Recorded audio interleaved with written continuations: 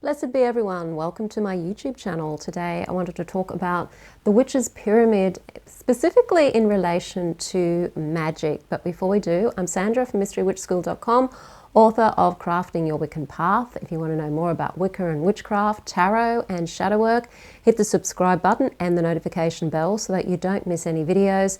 If you want to know where to start your witchcraft practice, but you just don't really have an idea of what to do and how to pace yourself along the way, then take a look at my free video, How to Start Your Witchcraft Practice. The link is in the description field below this video.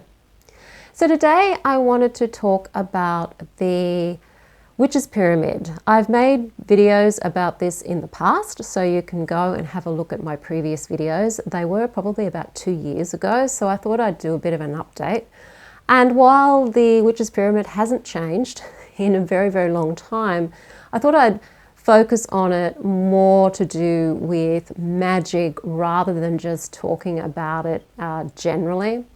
The Witch's Pyramid is also known as the Four Powers of the Sphinx. But Aleister Crowley added a fifth power, which was to go. And so the Witch's Pyramid is usually taught with 5 aspects to it, rather than just the original 4. So I'm going to dive straight into the topic. I bring the Witch's Pyramid up when I'm teaching my daily practice. So for those of you who know and have bought the Ultimate Guide to Starting a Wiccan Practice That Works, you would have already come across the Witch's Pyramid because I bring that into the daily practice. So if you do want to start a daily witchcraft practice to bring you closer to your spirituality and connection, then do take a look at the Ultimate Guide to Starting a Wiccan Practice That Works. The link is in the description field below this video as well. And it just shows you how you can incorporate the Witch's Pyramid into your daily practice, which is pretty simple practice. You don't have to get complicated to connect to yourself and to nature and to who you really are on a daily basis. So the first level of the pyramid, or the base of the pyramid, if you're thinking of it as literally a pyramid, we've got like the 4 points on the base, and then there's the tip of the pyramid. So one of the points we normally start with is to know. It's associated with the element of air. And the reason we usually start with to know is because you kind of have to know things in order to sort of get the ball rolling when it comes to consciously trying to create or do magic. And the to know has a number of different layers to it. For a start, you need to know what it is you're doing your magic for. So what is it that you want? What's your outcome? What's your goal? On a live recently, we talked about how you may not be clear in what it is that you want. So sometimes you have to allow yourself to really dig down deep and soul search to find out what it is that you really want. Because a lot of our negative beliefs about ourselves and the world around us can actually stop us from really digging in deep to what it is that we want, or knowing what it is that we want. And so if there's a barrier there and you don't know what you want, then that means it's time to maybe do a bit of inner work to discover who you are and why you're not allowing yourself to know what it is that you want. Because deep down inside, you do know what you want. You're just not allowing yourself to admit it to yourself because it feels unsafe in some way.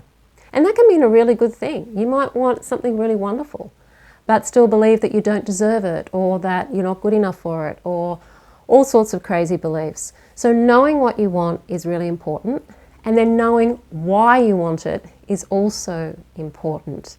Sometimes we think we want something and it's not really what we want, it's what we think we should have or what we assume we need in order to fulfill something else. So when you're looking at what it is that you're wanting when it comes to doing magic, understand what it is about that thing, that result, that is motivating you.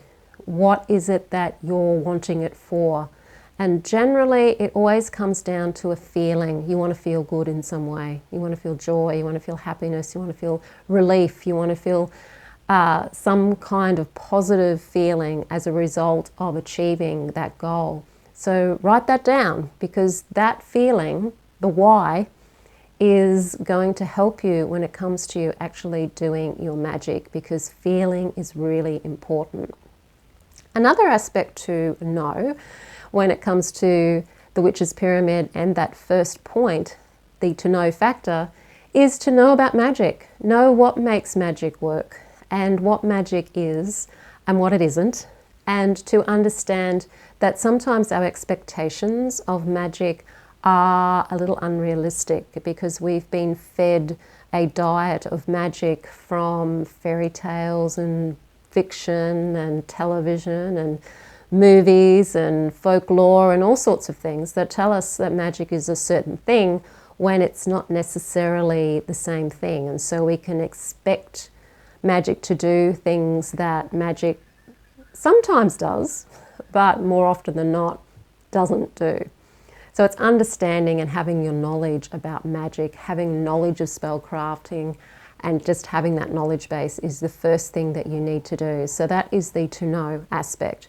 The second is to dare. And the reason I put dare second, because sometimes the will is second, is because you need to have that boldness about you. You need to have the courage to take the plunge into having what it is that you want to have.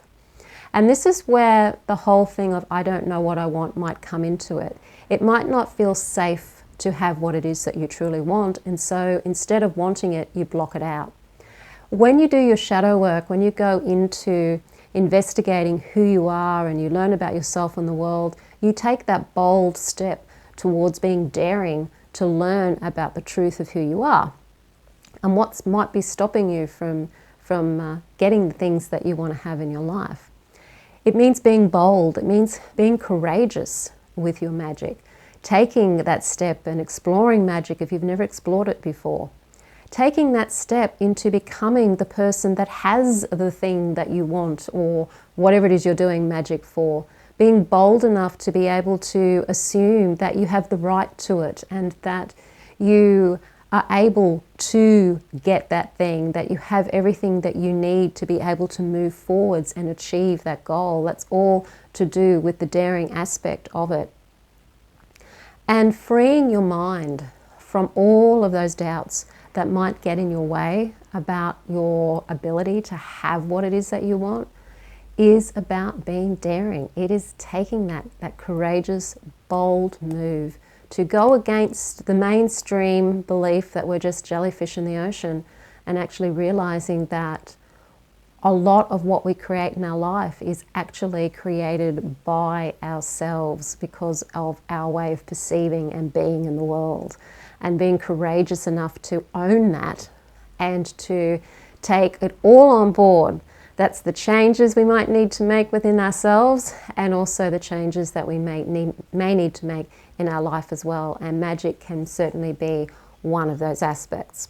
So after you know what you want, you know about how magic works, then you have your courage and your boldness to go and take the bull by the horns and have what it is that you want. That's when your will come in. Because there's a part of us that can be a little on the lazy side, and often we just want to sit back and have that thing come to us without us having to do anything in return to have that come to us or have us come to it. Our will is our drive, our will is our motivation, our will is our self-discipline. It is our willing something into being. It is an active aspect. It is related to the fire element, and I think I may have forgot to say that dare was related to water. That's why there's an emotional element to it. Will is your passion and your fire and your determination, and you getting out of bed early in the morning or staying up extra late at night to do your spell, to work maybe with the planetary hours at all hours of the morning if you work with planetary hours. It is about having that discipline and being able to will yourself into doing what maybe you're not comfortable doing or that you just are too lazy to do. Getting the materials together, putting in the time to learn about magic, putting in the time and effort to create your spell, putting in the energy to learn, putting in the money to learn, putting in the money to buy the spell materials if that's what you're doing, and using your will to do all of those things. It's an active energy, and so you can't get very far in life without willpower. You can't live on willpower alone because you don't have enough energy behind it to keep it going for very long. It's a short, sparky thing, will. It's not a sustainable thing. Remember, it's fire. So it's not a sustainable energy, will. It is a short, sparky thing. So make sure that you use it in that way. The fourth one is to be silent. And this is related to the element of earth. And it's all about a number of different things. First and foremost, we're taught that to be silent means being secretive about our practices. And there's a reason for that. One, you may have people who are against magic and you don't want them really putting in their whole noise about why you shouldn't be doing magic in the first place. Secondly, you don't want other people's negative opinions or even their own jealousies getting in the way of your goal. So if you don't tell them what you're doing magic for, then that can't happen. So while some law of attraction or goal setting things might say, hey, you should tell people your goals, from a magical point of view, if you don't want other people interfering, so that might be just their negative comments or their negative energy interfering with your goal, then don't tell them what you're doing magic for. Keep it to yourself. Another aspect of to be silent is also being able to be silent enough to listen to the guidance that will come to you when you do your spell.